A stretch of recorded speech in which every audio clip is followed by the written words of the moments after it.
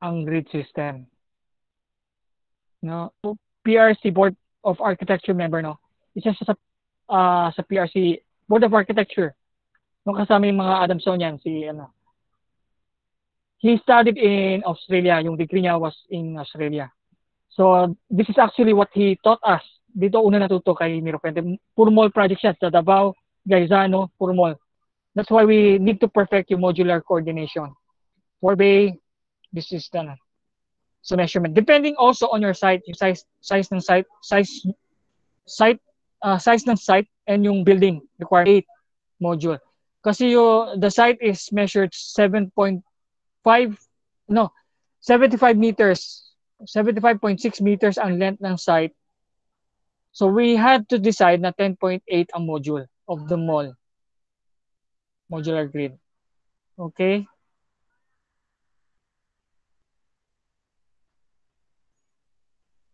Almost all projects that I encountered, guys, ganun palagi. Yung dimensioning is always like that. I'll show you one more example. This is in Malaysia again. This is again a mixed development. This is done by my Filipino architect siya, but he is permanent in Malaysia. Wife niya is Malaysian. Emmanuel Canlas. No, this is the site. So it's a mixed development, very big building. So again, ang module niya, he used is 8.4. Because I think he don't want to use pre-stress or post-tensioning. Kasi those are very expensive system. 8.4 is good for conventional system. Yung buhos, pwede siya.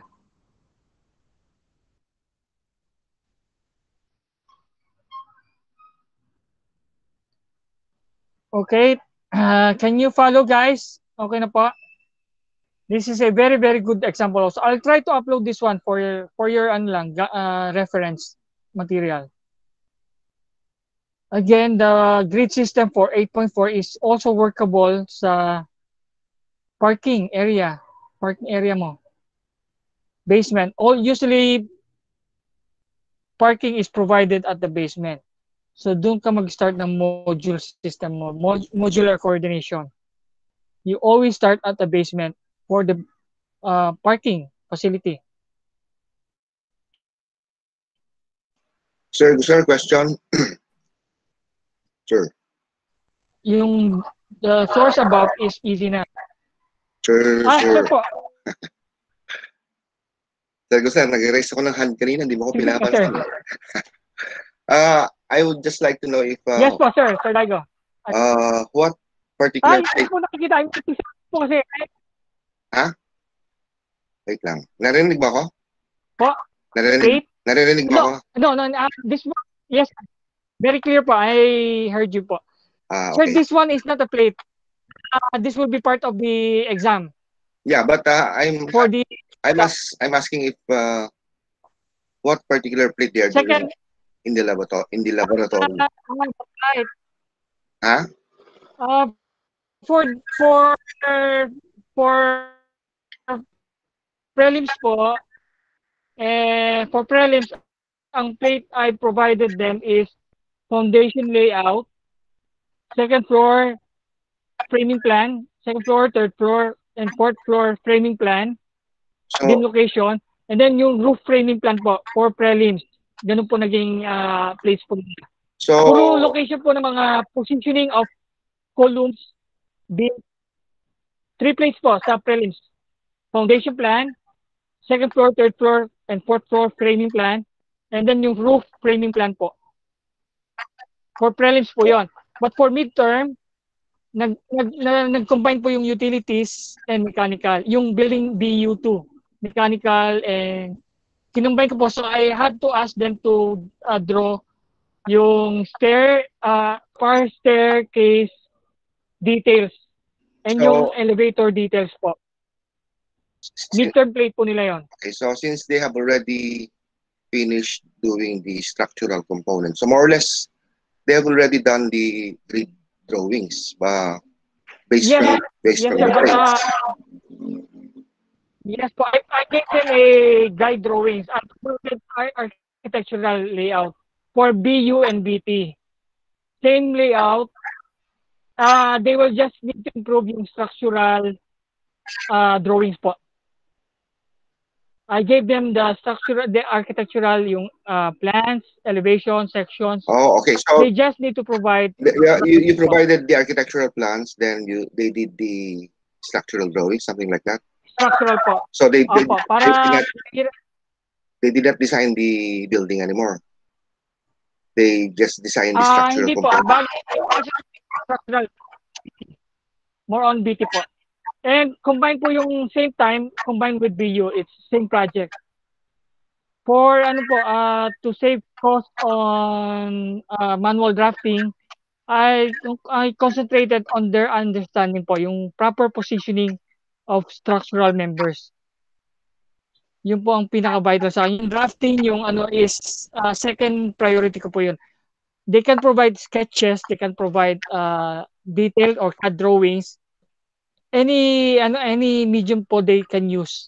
As long as yung understanding nila sa importance ng properly locating ng elements, yung mga column location, yung type of column, beam, positioning ng beam, should be understood po in my BT class.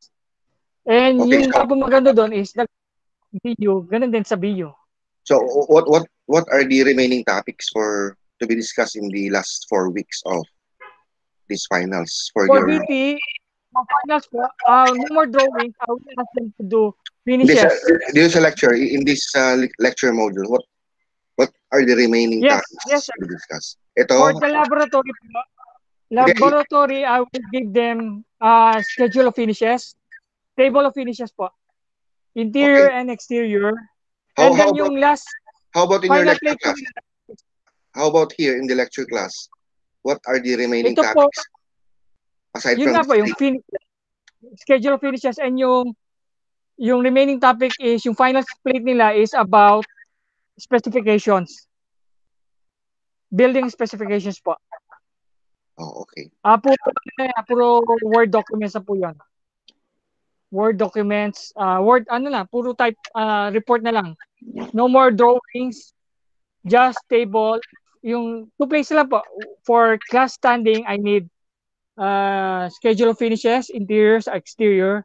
And then yung final plate nila is about, specifications. I will give them examples, and then they need to modify that example based on the project that we have done. 3-story mansion po ang pinagawa ko sila. Parang hotel. 3 or 4-story hotel and mansion. Kasi we have a very limited time already for Kaya 2 plates lang po. finals. 2 plates lang actually, and walang drawings. No need for drawings. It's table. Okay. I will create a table, and then magchat-chat lang doon sila. They just need to indicate by dot. Ilalagay nila, I will provide them Excel PowerPoint or Excel file, and then they will just answer by yung room.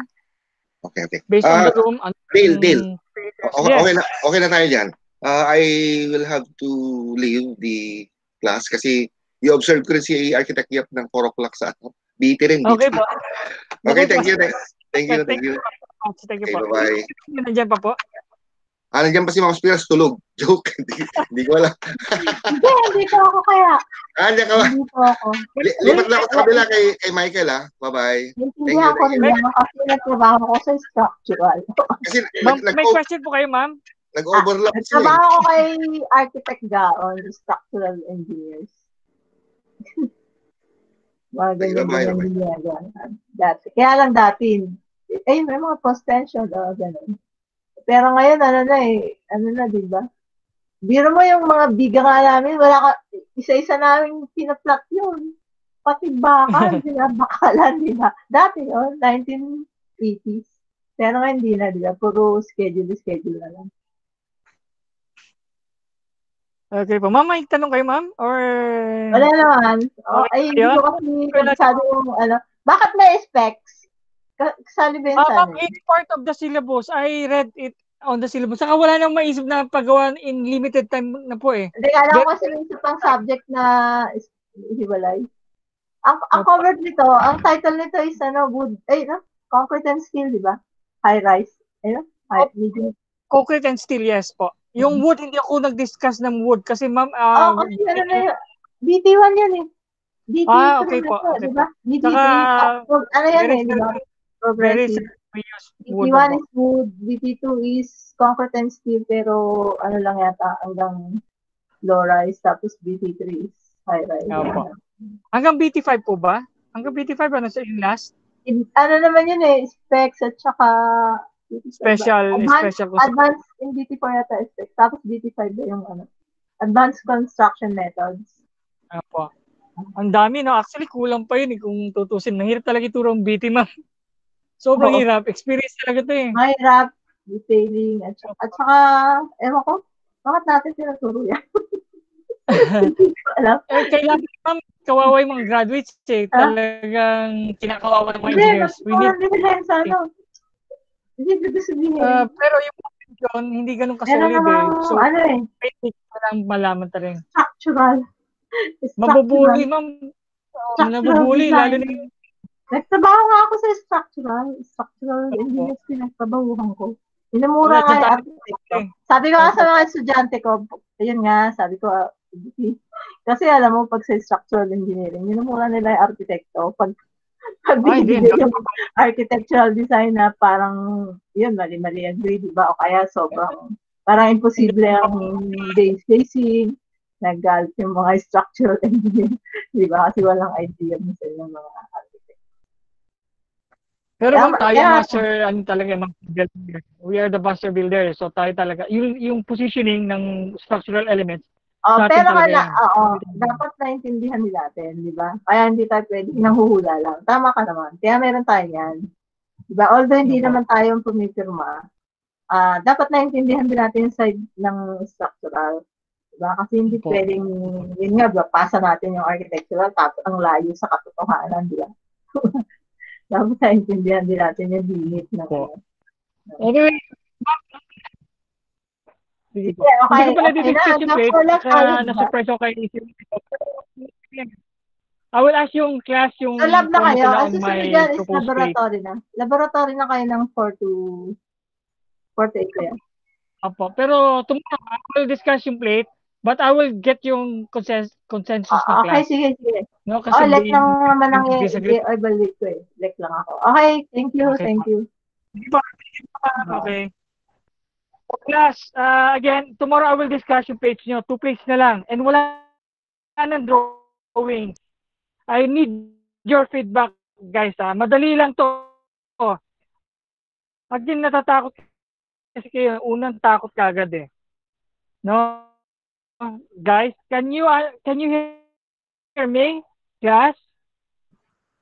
Yes po, 2 plates na lang. Yes po, sir. Drawing. Oh, sir. Ano lang, i-edit nyo lang yung Word document and then yung Excel file, madali. Okay? Provide Excel file, i-edit nyo lang. Mamimili lang kayo ng materials or magdadagdag kayo ng materials. No? We have mentioned 3 floors. So, ground floor, yung second floor, and third floor. Yung attic, never mind, yung attic, wala tayong drawings doon.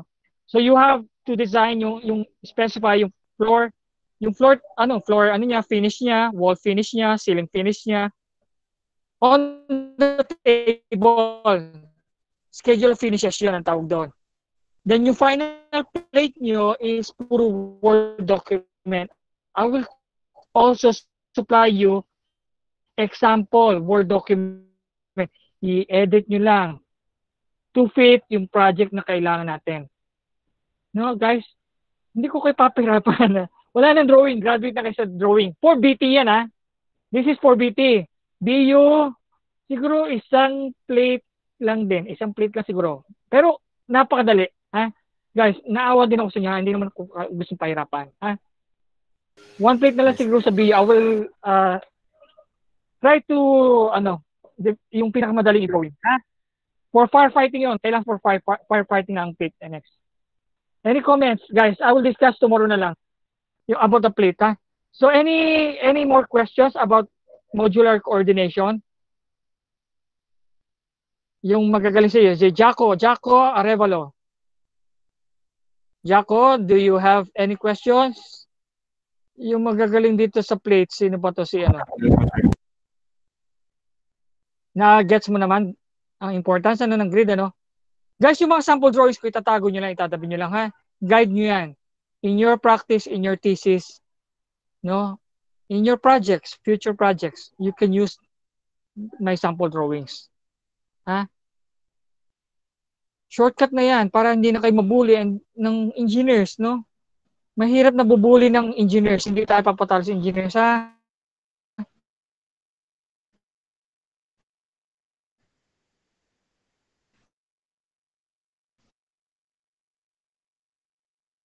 And again, yung Philippines is prone to disasters, no guys? Kaya you need talo ng problema ng Pilipinas. No, kaya you need to study harder. Ha? Kayo ang future generation ng Pilipinas. Kaya tinatransfer ko ang alam ko sa inyo. Ha? Okay guys, so I'll say goodbye na kung wala na akong questions. And thank you for your cooperation and understanding, ha? Na-gets ba talaga? Thank you na po. Okay guys, I'll say goodbye na. Bye-bye na po. I'll stop the recording sir. and you may upload the Bye, synchronous class. sir. Thank you po. Bye, sir. Sheena, you have any na kaya? May question? Bye, sir. Ingat po.